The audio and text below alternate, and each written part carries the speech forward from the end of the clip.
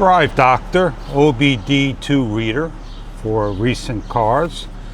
And if you ever need to look at a code, clear a code, this product may be right for you.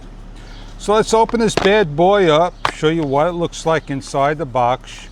You get an instruction guide how to set it up and use it, and everything's packaged neatly.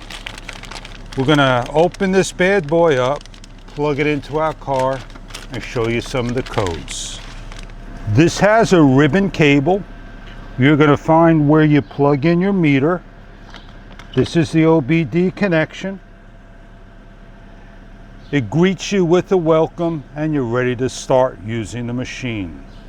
OBD, EOBD, the up and down, the check, the return, DTC, and your VIN number.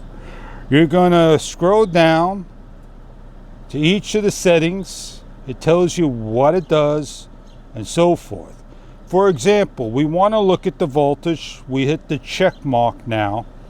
14.1, 14.0, up to 3. So we are throwing voltage. Let's return and go down to the setup. You click on the check.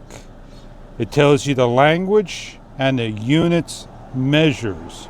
I back out of the system and I am going to go to the IM and look at the IM, and it's reading my information.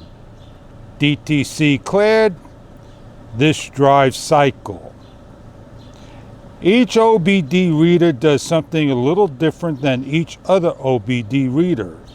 This one tells you the MIL status, the misfire, the fuel system, the compression component, the catalytic manifold, and so forth. You have all these things to read on.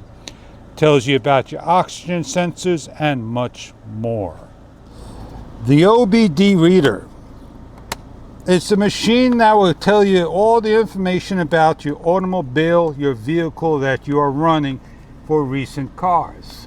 I hope this is a product that you're looking for, a car scanner. Enjoy your product if this is right for you.